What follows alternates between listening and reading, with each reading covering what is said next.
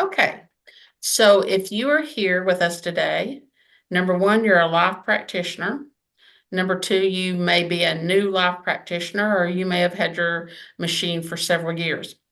I'm just going to walk you through the basic steps of using the automation tool. I'm going to walk you through scheduling and running sessions and also reviewing your work to ensure that each protocol ran successfully. So to start off with, we're going to click on the automation icon, top left-hand corner. And you'll see that it comes up with automation, and we have the 22 panels there, which you are all should be familiar with, easy to read what they are. And to start with, I just want to go over the menu real quick. So file, you have a run schedule, but I do not usually use those. The main thing I use on this screen is the reports. And I just want to show you my reports from the last few days. And this is my report from last night on this machine. So something I want to show you on this is you notice that it has 12:30 a.m. I started the endocrine on client number 19. It even has, and this is my family that are all on these events. So it has my aunt's name, and that I ran the diabetic support on her, and it took 60 minutes. So I know that it was successful. The next one was at 2 a.m. and it was my little dog named T, and she's client number 105, and I ran anti-parasitic on her, and it took 60 minutes. Now, most of these are around 60 minutes, but we do have a few that runs into 83 to 85 minutes. But this is the report. And you'll notice you'll have two reports a night.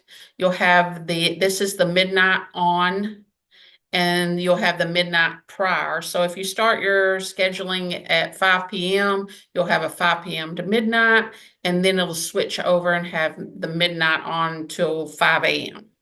Okay. And so to close this, you just X out, but you can check this every morning. If you'll notice, I have two files there for 8:20. And the prior ones that I ran was on 8/18 because it was the weekend on this machine. And I have one for late afternoon on 8/18 and also morning. So I have both of those. Okay, I'm going to close that. But that is your file and reports. Okay. Now, help is always important because if you were to have a problem in your reports, you would first need to go to About and look at what version you have, and you need to write that down because you'll need to be sending that to Russell Pop, our technician, or Blake Bingham. So write the version down. That's always very important. And you get it from Help and About. Okay. Also, if you have a problem, they're going to ask you to go to Help and hit remote support.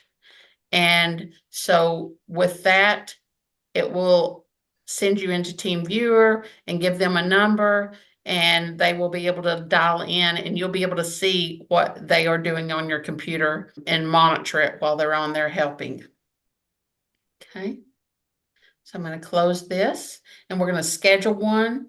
So I'm going to schedule one on my self, and I'm client number 26 on this machine. So in ID at the bottom, I'm going to type in 26, and you notice it didn't do anything because my num lock is not on.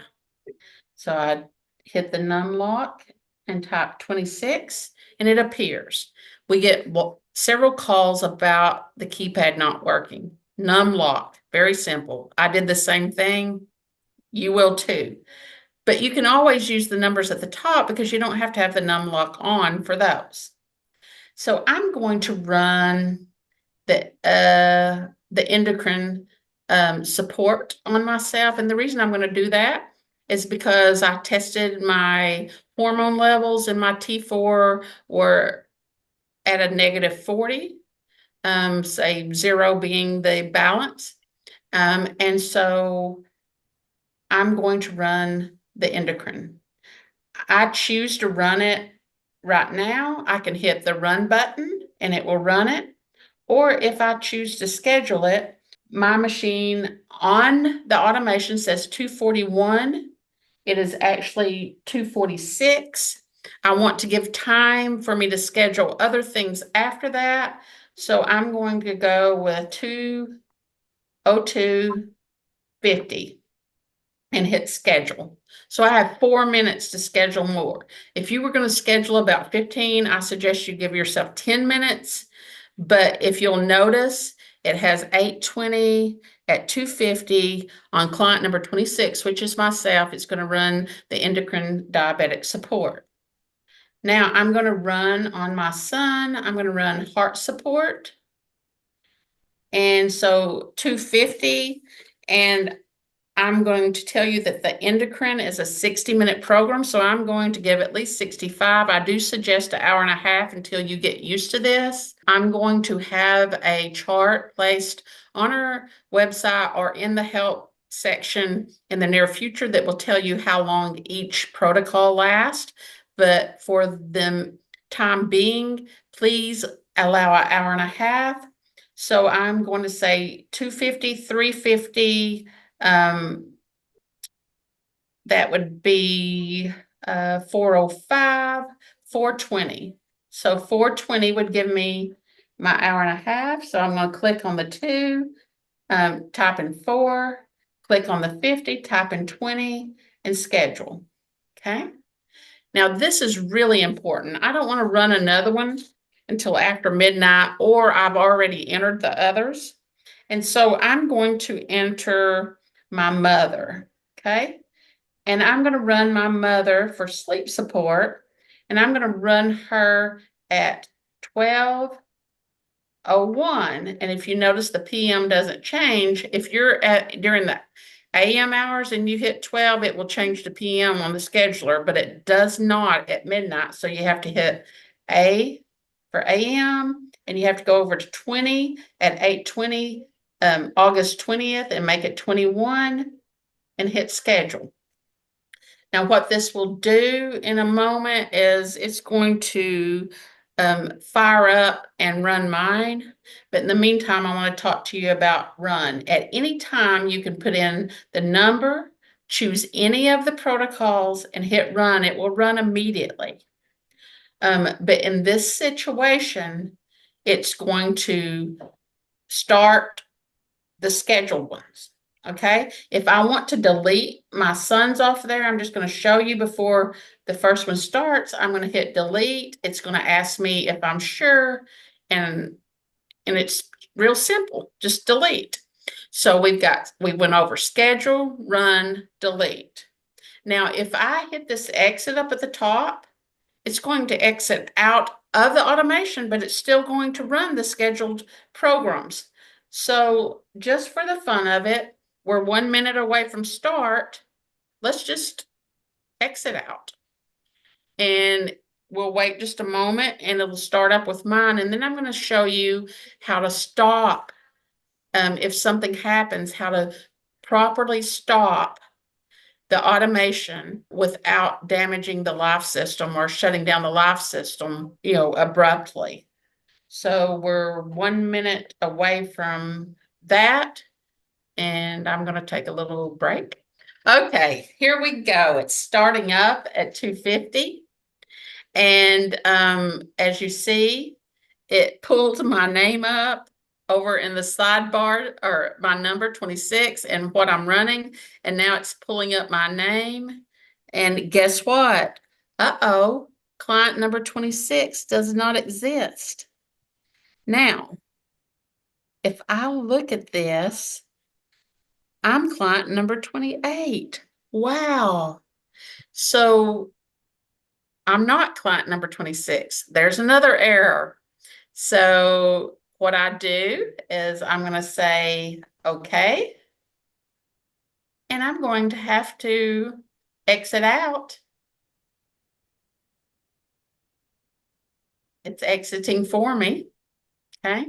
If you wait 30 seconds, it exits for you, or you can exit out.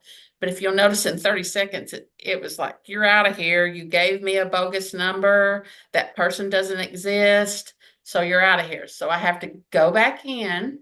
And because I scheduled my mother at midnight, that one's still there. I deleted my son. So I have time to decide who I'm going to schedule there. So I'm going to schedule number 16, my husband. Let's just see. And let's do allergy support. And it's 51, and let's just change the 52 and hit schedule. If you'll notice, it's there, and as soon as it starts up, I'm going to show you how to, it should start at 2:52 and probably 50 seconds with it jumping over, because what it does is it does exactly a minute after. There you go. So it's pulling up my husband. Okay, language, password. Okay, it's typing in his number. And guess what? He was there. So it's going on with the calibration. But let's say that I decided that, oh, I don't want to do that, and I forgot, and I needed to schedule some other people in. So I'm going to hit F8. Okay. Now it's going to come up and it's going to say stop. All I have to say is okay. Okay. Okay. And it stopped it, and my life system's not doing anything at this point. Now it started the calibration. The calibration did end, and it's not been calibrated. I could start it from this point, but I want to exit out because I wanted to add some more. So anywhere the life system is busy doing something, you can hit the F8, stop. It only stops the automation on the side panel. You're still in the life system, and you could do some stuff manually, but with this example, we're just going to exit out of here. Okay.